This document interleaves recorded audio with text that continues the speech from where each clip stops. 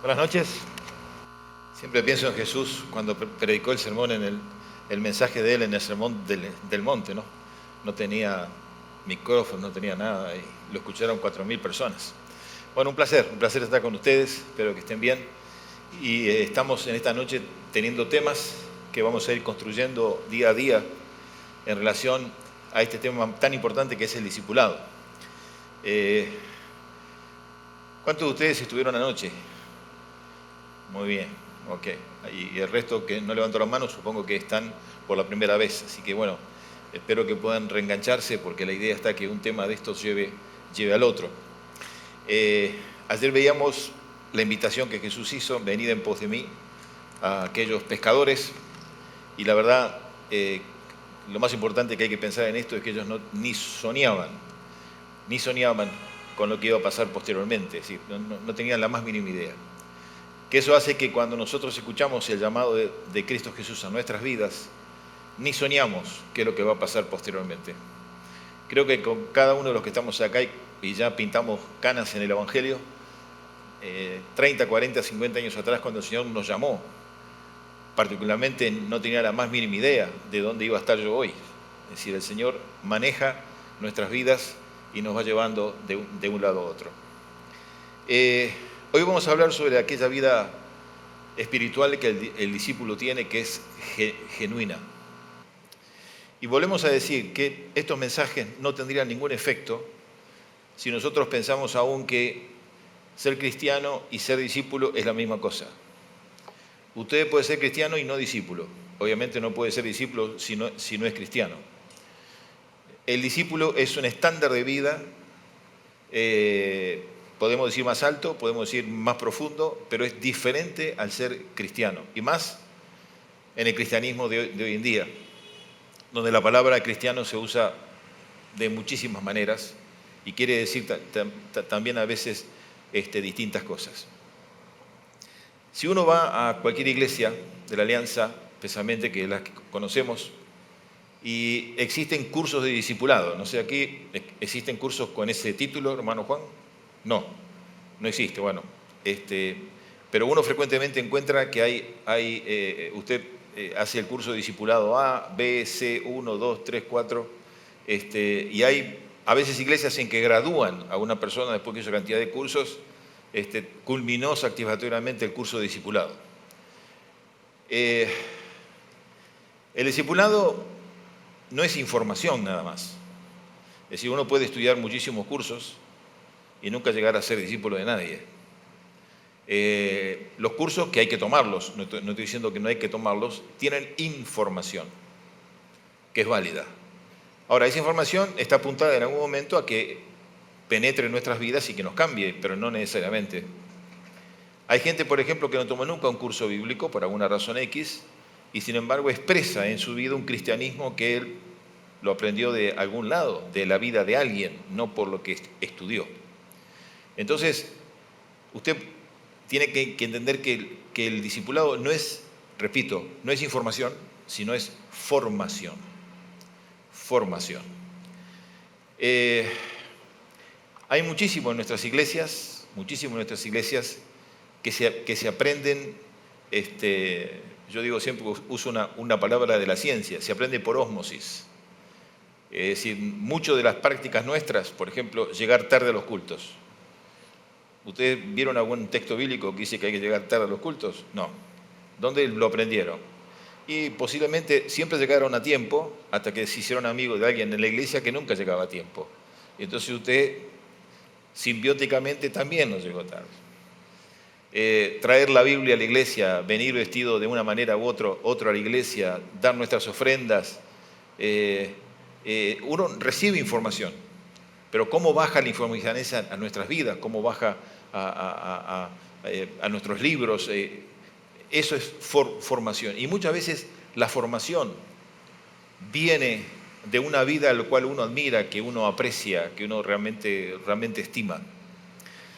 Hay vida espiritual que es genuina. ¿Por qué? Porque no solamente que uno se forme mirando la vida de los otros quiere decir que eso es valedero o no. Porque hay muchos que han seguido de buena conciencia, de buena fe, el ejemplo de otros que no fue tan bueno. Pero aquí estamos hablando sobre aquella persona que entiende que, más allá de los cursos, más allá de la formación, más allá, tiene que desarrollar en su propia vida ciertos principios de conducta que son distintos a lo que un cristiano común tiene. El discípulo es llamado a no ser un cristiano más, a un camino más excelente, más alto. Y vamos a verlo un poquito después, que ayer vimos que ese llamado que el Señor nos hace nos va a cambiar la vida.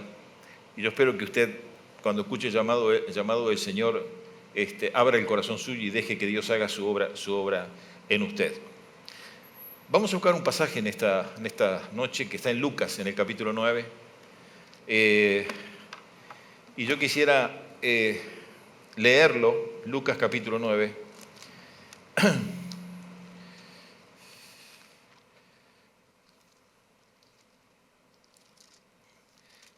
Versículo 1.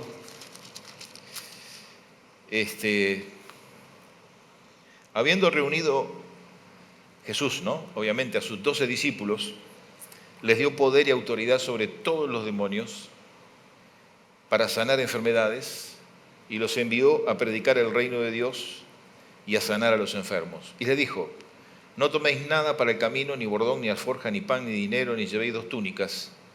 Y en cualquier casa donde entréis, quedad allí, y de allí salid. Y donde quieran que no os recibieren, salid a aquella ciudad, sacudid el polvo de vuestros pies en testimonio contra ellos. Y saliendo pasaban todas las aldeas anunciando el evangelio y sanando por todas las partes. Esto es una descripción que muchas veces uno la lee y no es que la pasa por alto, sino que esta descripción de, obviamente, la primera comisión que le dio a los discípulos, estando Jesús en vida, tiene elementos que van contrarios a nuestras prácticas comunes. Pero esto lo dijo Jesús. ¿Cuándo yo sé que tengo vida espiritual genuina? ¿Cuándo yo sé? Y generalmente es en la confrontación con lo que no es genuino espiritualmente. Justamente ahí. ¿Qué pasó acá? Estos discípulos, que tenían muy poca experiencia, estos discípulos son comandados por Cristo Jesús para ir, orar por los enfermos que se sanasen, echar demonios. Y si vamos a ubicar esto, tenemos que decir algunas cosas. Primeramente, creemos que Satanás está, como decían los antiguos libros, vivo y activo en el planeta. Creemos que Satanás no quiere que ningún cristiano crezca más de lo que él quiere. Es decir, el deseo es que los cristianos sean enanos espirituales, que vivan en la superficie de la vida espiritual, que no profundicen nunca. Porque si usted no profundiza, cualquier situación crítica, usted es comida del león, porque el diablo está como león rondeando y va a comer a todo aquel que no esté firme. Yo acepto que hay una vida espiritual superior. ¿Cómo se lo puedo poner? Yo vivo en un edificio de departamentos y el que vive en el edificio de departamentos tiene experiencias que el que vive en una casa no las tiene nunca. No sé cuántos viven ustedes en departamentos, pero es impresionante. Cuando usted se acuesta a dormir y la señora de arriba compró zapatos con tacos nuevos y comienza a caminar con tacos y usted está orando a Dios que se le quiebre el taco.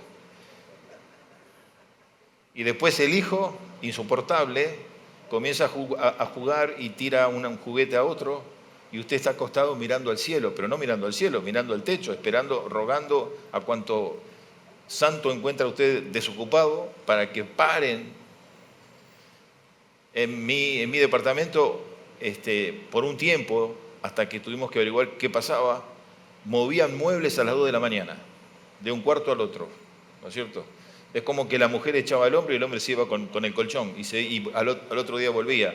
Pero esto Es decir, mirábamos al techo y veíamos toda la movilidad esa. Bien. Desde que el Espíritu Santo entró en nosotros tenemos que tener sensibilidad espiritual que no teníamos antes. Antes no éramos cristianos, no teníamos sensibilidad espiritual. Ahora el Espíritu Santo está en mi vida y tengo sensibilidad espiritual.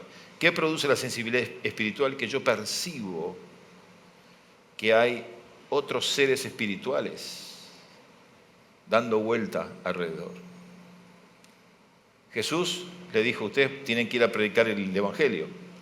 Y este tema de echar fuera a los demonios simplemente quiere decir que va a haber oposición satánica a todo avance que usted quiera hacer. Y esto fue en realidad en el siglo I, en realidad en el siglo X, en el siglo XX y hoy. Hoy Satanás está interesado con la artillería pesada que tiene él, que usted no vaya a ningún lado.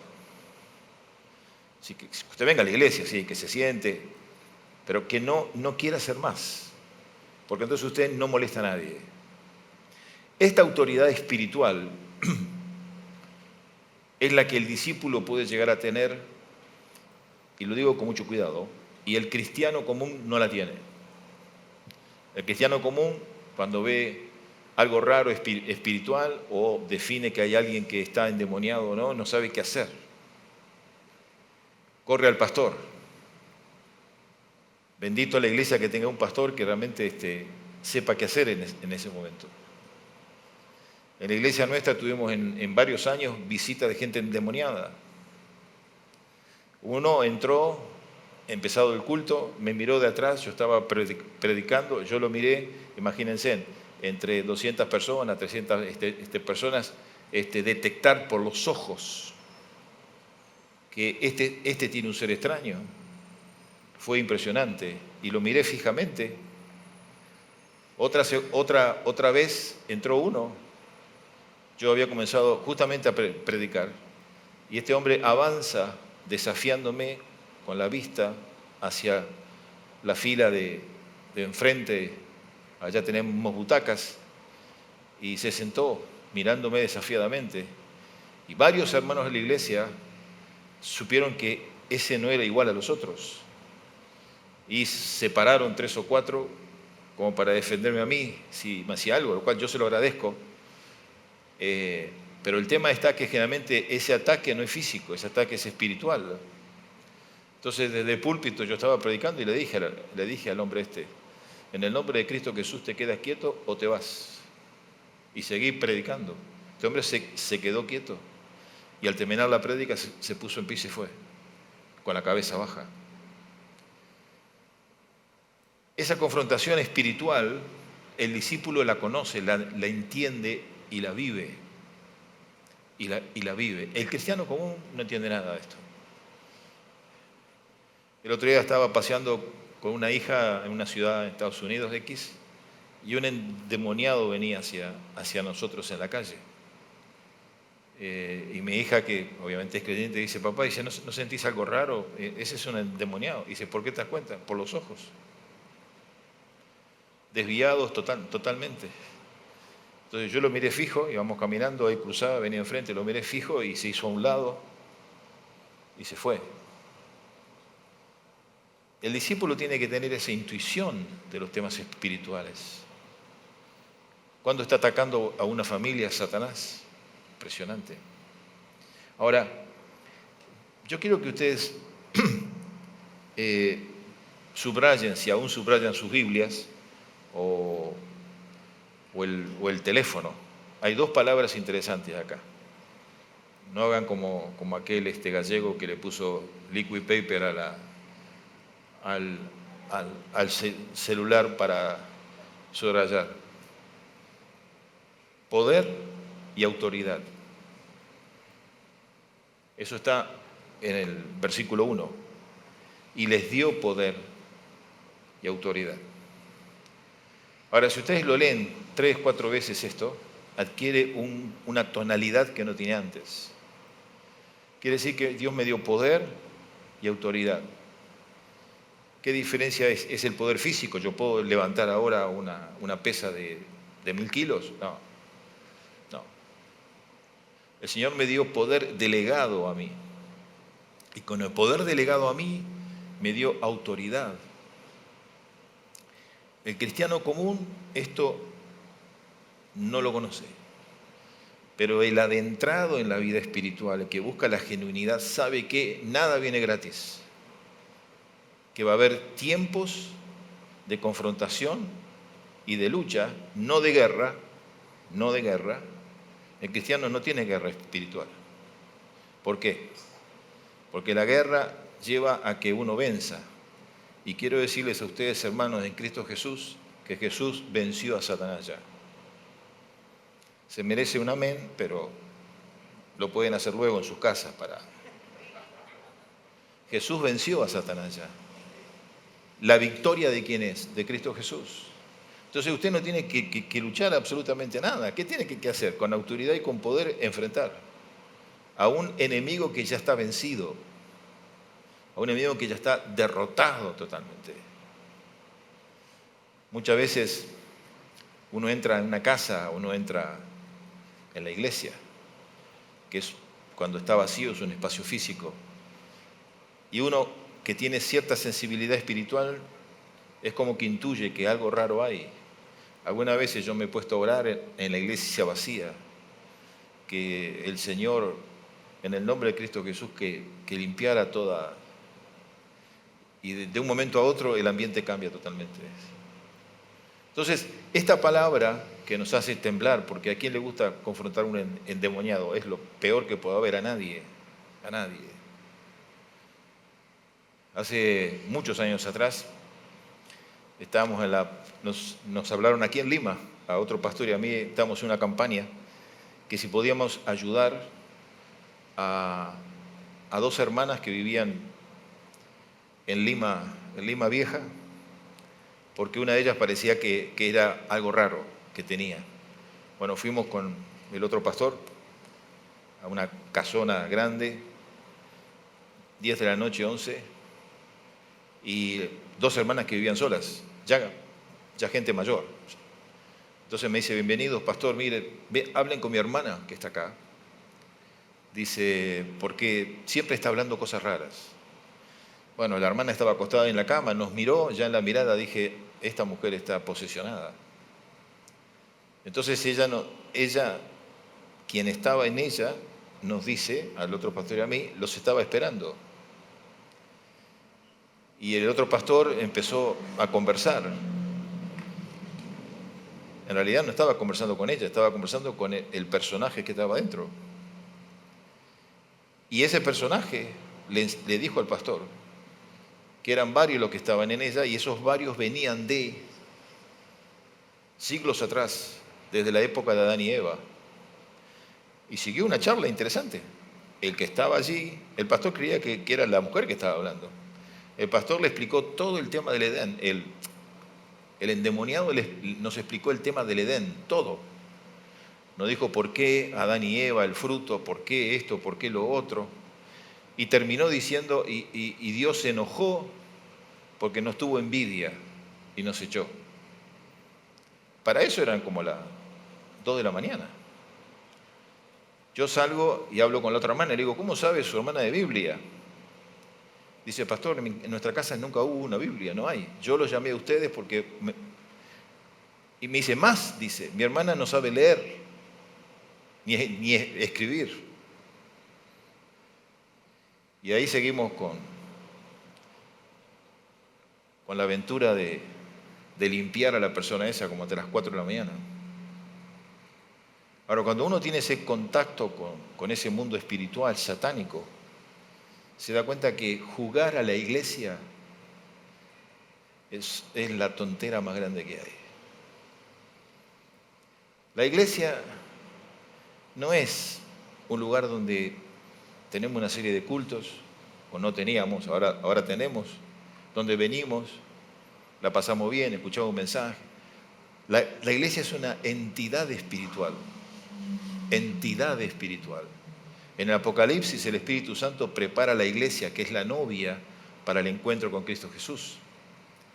Entonces cuando uno ve esa confrontación, dice, qué valor impresionante la iglesia tiene. porque yo vengo a la iglesia y estoy con mis hermanos adorando, celebrando a Dios, a pesar que no tengo ganas. ¿Y por qué no tiene ganas? Muy posiblemente porque el diablo no quiere que usted esté acá.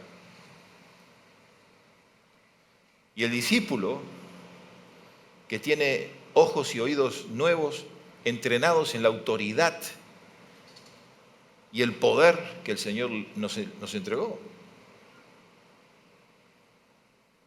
Yo no sé si alguna vez a ustedes les pasó estar en una situación muy extraña, muy rara. Se ponen en pie y dicen el nombre de Cristo Jesús y se limpia todo el camino.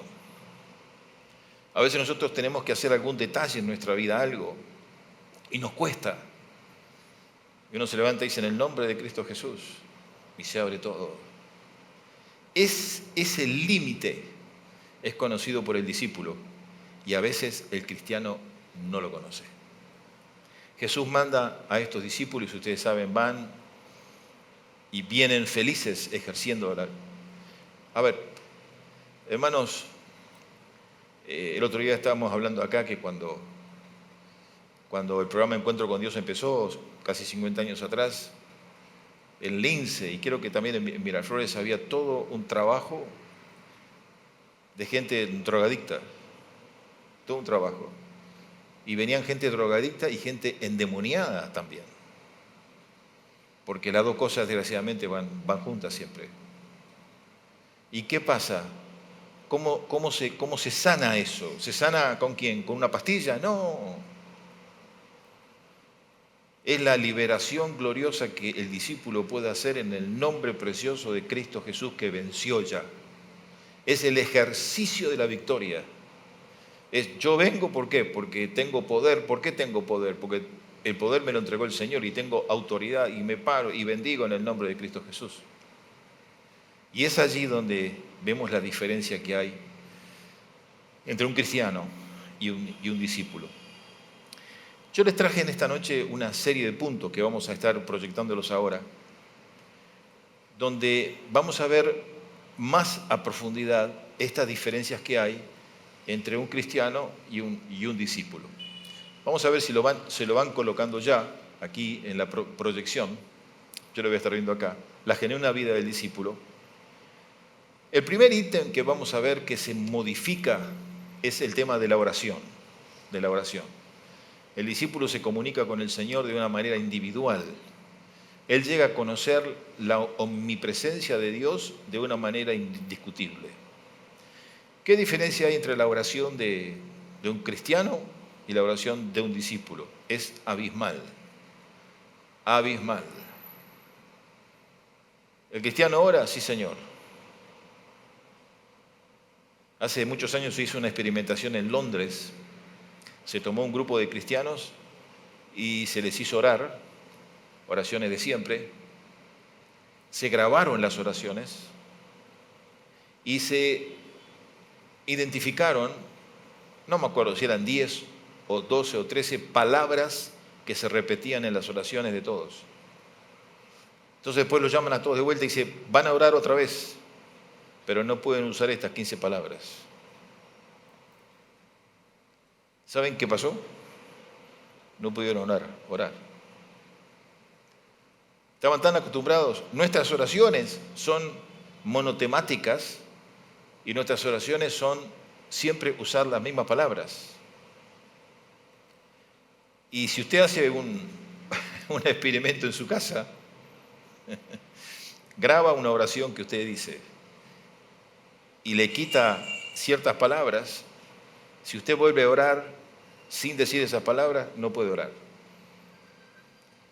Criticamos a la Iglesia Católica con sus rezos, pero tenemos mucho rezo evangélico, muchísimo. ¿Qué pasa con el discípulo? El discípulo conoce al Señor personalmente y la oración no es un rezo, sino la oración es una comunicación personal a la omnipresencia de Dios en todas partes. Hubo un gran hombre de oración que se llamó Jorge Müller. Yo siempre hablo de eso porque fue un hombre que en mis primeros años de fe devoré los libros de él. Jorge Müller de Bristol, él tenía hogares de niños en la época industrializada de Inglaterra y la miseria humana que significaba eso. Y Jorge Müller oraba, tenía un poderoso ministerio de oración. Y con su oración él lograba milagros que eran imposibles. Por ejemplo, hay un libro de él, se llama justamente Jorge Müller de Bristol, que él tenía huérfanos y muchas veces los huérfanos no tenían ni qué comer. Entonces él hacía sentar sus 20, 30 huérfanos para el desayuno y les decía, vamos a dar gracias a Dios por la comida, y nadie veía nada. Y terminaban de orar y sentían un golpe en la puerta y era el carro de la leche que se había roto justo en la puerta, y se usen la leche porque si no se me echa a perder. O el panadero que fue movido a traer pan. Y las oraciones de Müller no eran oraciones como hoy en día, enloquecidas, gritamos. Eran oraciones tranquilas, conocedoras de quién es Dios. Müller una vuelta tiene que ir a predicar de Inglaterra a Francia, cruzando el canal. Y tenía que llegar a predicar a cierta hora, 7, 8 de la noche. Y en el medio del cruce del canal vino una niebla espantosa y llenó todo, y el capitán del barco paró el barco. Müller va y le dice, ¿qué pasó? Dice, mire, paramos el barco, ¿por qué? Porque hay una niebla, no podemos seguir si no vemos nada. Jorge Müller le dice al capitán, pero yo tengo que estar ahí a las 8, y mire, no va a llegar. No puede ser, porque yo estoy seguro que Dios me quiere ahí a las 8. Entonces, Müller le dice al capitán, venga, le dice, encienda el motor. Y se pusieron a orar, y Müller dijo simplemente, Señor, quita la niebla, porque yo tengo que estar ahí. Nada más. Y cuando levantan los ojos, el hombre prende el motor y la niebla se va. Eso milagroso de este hombre Müller, él conocía a su Dios, él no necesitaba una oración de media hora, Dios mío que estás acá, ayúdame, porque fíjate el barco, la niebla que no se hunda, este capitán que no ve nada, tengo que estar, fíjate, nada. Señor, tengo que estar, quita la niebla. Ese es un hombre que conoce la omnipotencia y la omnipresencia de Dios. Dios está en todas partes. Uno de los ítems, y vamos a hablar un poco más mañana y pasado, es la oración. Se altera nuestra oración. Yo ahora, cuando oro, sé que Dios está ahí. Sé que no tengo que repetirle porque Dios no es sordo. Sé que Dios no, Él está allí, Él me está escuchando, Él va conmigo. El segundo ítem que el discípulo ve transformado en su vida es con respecto a la palabra, con respecto al texto de la Biblia. Vamos a tener allí una frase donde dice que la palabra de Dios, el cristiano la lee, está allí, el cristiano la lee, pero el discípulo se deja leer por la palabra. Son dos actitudes diferentes. Se amolda a la palabra, ¿por qué? Porque la palabra, ¿qué es? La palabra es pensamientos de Dios que fueron transmitidos y están allí. Entonces, cuando el cristiano lee la Biblia, muchas veces la lee devocional, la necesita desesperado, le chocaron el carro, tiene que buscar un salmo que diga que Dios arregla carros y lo busca. El discípulo no. El discípulo cuando lee la Biblia, deja que la Biblia penetre en él y que la Biblia le diga quién es él. Nosotros los cristianos generalmente leemos en la Biblia lo que queremos leer, no se olviden de eso. Hay pasajes que no leemos porque no los entendemos o no nos gusta o nos dicen cosas que no queremos creer. Pero el discípulo entiende y sabe que esa palabra tiene una fuerza, tiene un poder de decirme a mí quién soy yo. ¿Quién soy yo? Usted y yo hemos conocido cristianos enojados. No sé si aquí los cristianos se enojan mucho en la iglesia. Sí. Bueno, en Vicente López no se enoja nadie. Cuando quieran ver una iglesia que no se enoja, vayan allá. Pero en fin, el cristiano enojado, que se enoja con alguien, se enoja con el pastor, que es obvio, se puede enojar con los pastores, se puede enojar con la iglesia, el ministerio, la pared, se puede enojar con cualquiera. Cuando expresa su enojo, es increíble. Uno está escuchando allí muchas veces a un desconocido. Pero este no era el que estaba conmigo, que orábamos en la reunión, íbamos a esto, él cantaba. ¿Cómo puede estar expresando el enojo? Vieron que hay cristianos que a veces cuando se enojan parece que explotan de un mundo interior que era desconocido. Y uno lo desconoce, pero ¿este quién es? Ha estado con nosotros 5 años, 6 años, no lo conocíamos. ¿Saben por qué? Porque ese cristiano leyó la Biblia, pero nunca dejó que la Biblia tuviera poder formativo en su vida. Hay una manera de leer la Biblia que es una costumbre de muchos siglos atrás, que se está poniendo en práctica hoy en día, que se llama la lectio divina, es una palabra en latín, que es conversar con el texto. Yo leo el texto y le pregunto al Señor qué me quiere decir a mí. Y de repente el Señor me empieza a mostrar cosas que tienen que ver conmigo en mi vida. Y esa conversación es más que una lectura. La lectura es leer. La conversación es decir, ¿cómo encajo yo en esto? ¿Esto me sirve a mí, para mí o no? El discípulo es transformado en esa Biblia que lo lee a él. El texto le dice a él quién es. Y hay un cambio impresionante. Todos sabemos de mucha gente que eran académicos en la Biblia, conocedores, y que cayeron. Y uno dice, ¿cómo es que pudieron caer? Si sabían tanto.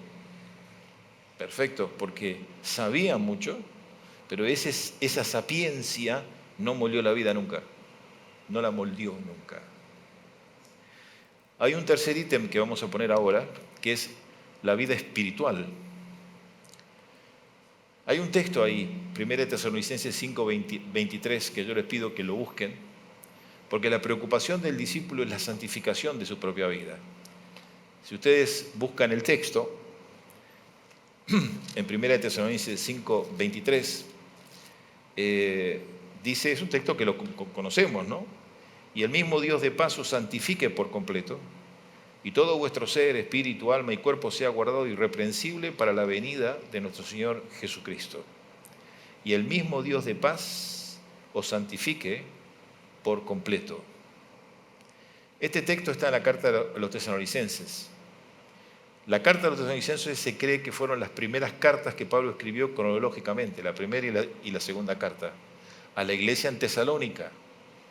Fíjense bien que Pablo va y predica, planta la iglesia, tiene que irse por la oposición, escribe, y lo primero que se le ocurre escribir a Pablo es sobre la santificación de la vida. ¿Qué quiere decir santificación de la vida? ¿Quiere ser perfección? No. La palabra santificación, para hacerla breve, quiere decir, yo le entrego a Jesús el certificado del título de propiedad de mi vida. Eso es santificación. Hay un texto en Romanos que dice, transformaos por la renovación de vuestra mente y presentad vuestro cuerpo en sacrificio vivo, santo y agradable. Presentad vuestro cuerpo. A veces nosotros tenemos cultos de consagración, ¿no es cierto? O yo puedo decir, yo me consagro a tal cosa y estamos contentos. El uso está bueno, la palabra está bueno, pero es la palabra equivocado. Ningún ser humano puede consagrarse a absolutamente nada en los caminos de Dios.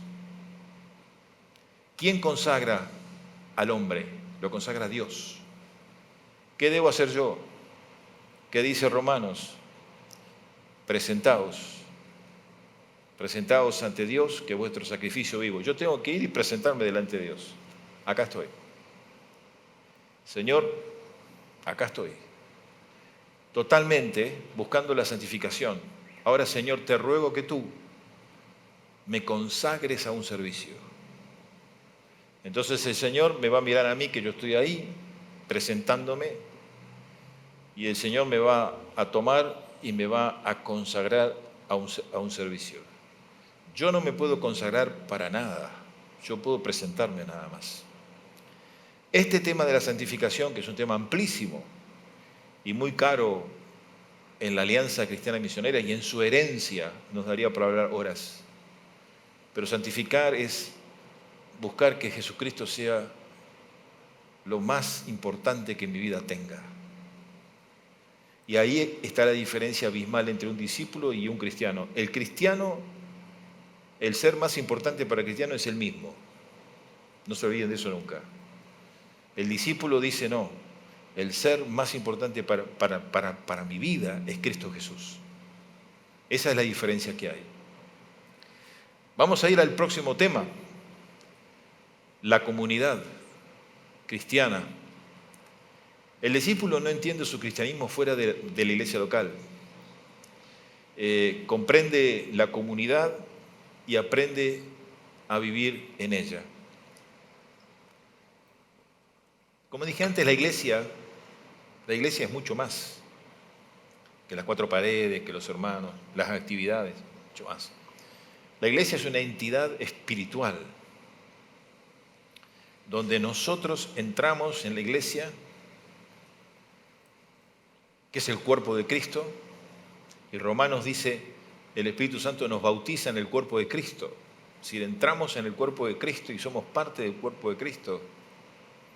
Y hermanos míos, ustedes tienen valor porque todos somos parte del cuerpo de Cristo.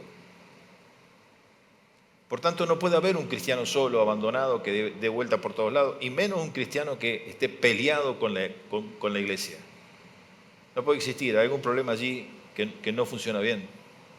Usted puede tener desacuerdos, sí señor, todos somos seres humanos, pero la iglesia es una comunidad humana donde nosotros encontramos auxilio, encontramos fortaleza, encontramos participación y encontramos mensaje de Dios. ¿Qué quiero decir con esto? La iglesia está muy criticada hoy en día, pero hay mensajes que Dios da a la persona y no a la iglesia, y hay mensajes que Dios da a la iglesia y no a la persona. Ustedes ven las iglesias del Apocalipsis, a ti te digo la Odisea, a ti te digo Filadelfia, a ti te digo, a ti te digo, a ti te digo. ¿A quién le habla? Bueno, un ángel. ¿Quién podría ser el ángel? Puede ser un ángel o puede ser un pastor, un líder, pero te digo a ti para que le digas a los otros. Cada vez que la iglesia está reunida en un culto, de alguna manera Dios ministra su palabra a cada uno y cada uno sale con algo de la palabra de Dios en su vida, un mensaje. Bueno, ese mensaje, si usted no estuviera en el culto, Dios no se lo va a dar. Ahora usted se va a su casa y ahí en silencio ora y el Señor viene y le dice esto y aquello. Ese mensaje no se lo va a dar aquí en la iglesia, ese mensaje se lo va a dar al Señor cuando usted está sola. Pero la iglesia es la comunidad humana más apreciada para nosotros. Cristo dio su vida por ella. Y cuando Jesucristo venga, ya lo hemos visto antes, es el Espíritu Santo que prepara a la iglesia, que es la novia, para que se encuentre con Él. Muchos de ustedes les gusta la profecía bíblica. Y cuando llegamos a los últimos tiempos, Pablo habla de esto en Tesalónicas, el rapto. Él no usa el término iglesia, dice, cuando el Señor venga, buscará el rapto, unos serán transformados, otros qué sé yo, y todos iremos a encontrarnos con Él en las nubes. Es decir, no es que usted puede decir, no, yo me quedo acá. No es que yo me quedo, no. Es el Espíritu Santo en su vida que lo va a impulsar a ese encuentro con el Señor en los cielos. La comunidad cristiana, la iglesia local, es la expresión más importante del termómetro de nuestra vida espiritual. Cuando el cristiano llega a odiar a la iglesia local, es casi satánico eso. se dejó influenciar por fuerzas extrañas y necesita una limpieza, una pureza, etcétera, etcétera. El discípulo mira. Fíjense en ustedes que cuando Jesús resucita, los discípulos se esparcen por todos lados. ¿Qué hace Jesús? Lo va a buscar. Y ustedes saben la historia, lo busca, lo encuentra pescando, pescan otra vez, Jesús les hace una comida, se asombran, es él, qué sé yo. Después Jesús les dice, vayan, y se encuentran todos con él, y dice Jesús, yo voy a ascender. Vayan a Jerusalén con 120 y esperen que el Espíritu Santo descenderá. Jesús en ningún momento le dijo a Pedro, mira Pedro, andate adelante que el Espíritu Santo va a bajar y te va a bendecir a vos para el mensaje. El Espíritu Santo no descendió en individualidades, descendió como un cuerpo. Y esa iglesia poderosa se levantó en Jerusalén y tuvo tanta energía que nosotros somos seguidores de esa gente 21 siglos después. Otro de los temas que vamos a ver tiene que ver con la autoridad espiritual. Vamos a poner una frase allí. La vida de fe lo lleva a enfrentar a todo enemigo del Señor. Este discípulo tiene autoridad, la ejerce, tiene victoria y vive en la paz del Señor. La vida cristiana es buena.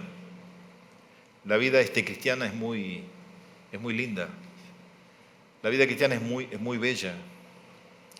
Y la vida cristiana transforma en alegría los hogares donde el Espíritu Santo está. Muchos hogares que yo conozco, por lo menos en la iglesia donde estoy, hubieran sido totalmente tristes y desesperantes si Jesús no hubiera entrado allí. Jesús toma el mal y lo redime y lo transforma en bien. Y el discípulo comienza a vivir con esa autoridad increíble que maneja su vida, maneja su casa, su matrimonio, no con fuerza humana, sino con esa fuerza espiritual que da. Hermanos, el Señor, ayer vimos que la invitación era venid en pos de mí. Venid en pos de mí es una invitación que el Señor hace para esto también.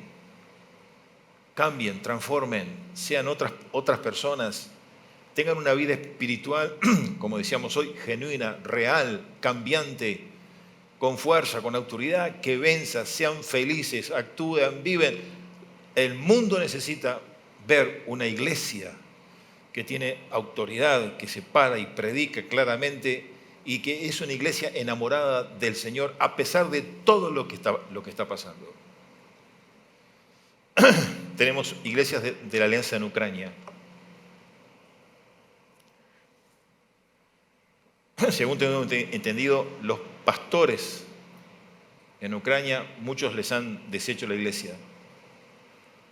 Muchos han preferido quedarse acompañados lo que queda de la gente en las ciudades donde las iglesias están. Y me comentaba un pastor que se puso en contacto con alguno de los pastores estos y dice, es increíble la fuerza, la energía, el impulso, inclusive la fe que esta gente tiene para seguir adelante en medio de la desesperación total. Satanás quiere que las destrucciones del mundo destruyan a la iglesia también. Y el discípulo es el que se pone en pie y dice, Satanás, fuera de acá, en mi corazón está el Señor, es lo más importante que hay. Y yo quiero ser un discípulo de Él. No sé, hermano, en qué situación su vida está, qué circunstancias usted vive en su trabajo, su familia, no tengo idea. Pero viva con la autoridad de un discípulo. Viva con la paz que el Señor da, con la bendición que da Él. No se conforme a ser un cristiano de iglesia nada más. Sea una persona que se ponga en pie y que conozca que el Señor está acá. Y como Jorge Müller, no necesitó una oración de 2 horas, sino le dijo, Señor, mira, tengo que estar acá, saca la niebla. Y el Señor cuando lo hace, uno se da cuenta que el Señor es real, que Él está aquí, es omnipresente, Él quiere bendecirnos y donde hay 2 o más, Él está en medio nuestro. Dios les bendiga, hermanos. y que abramos el corazón nuestro a toda esta experiencia de vida gloriosa, que es la que realmente vale la pena. Yo no sé ustedes, pero yo no quiero vivir una vida cristiana porque sí. Yo quiero que en mi vida cristiana pasen cosas, y pasan cosas. Estoy muy contento con la vida cristiana mía. ¿Por qué? Porque no fue en balde. No fue en balde escuchar esa voz, sigan en pos de mí. No fue en balde decirle, sí Señor, aquí estoy. No fue en balde seguirlo a Él. Dios bendice. Dios les bendiga mucho, hermanos, en esta noche. Amén.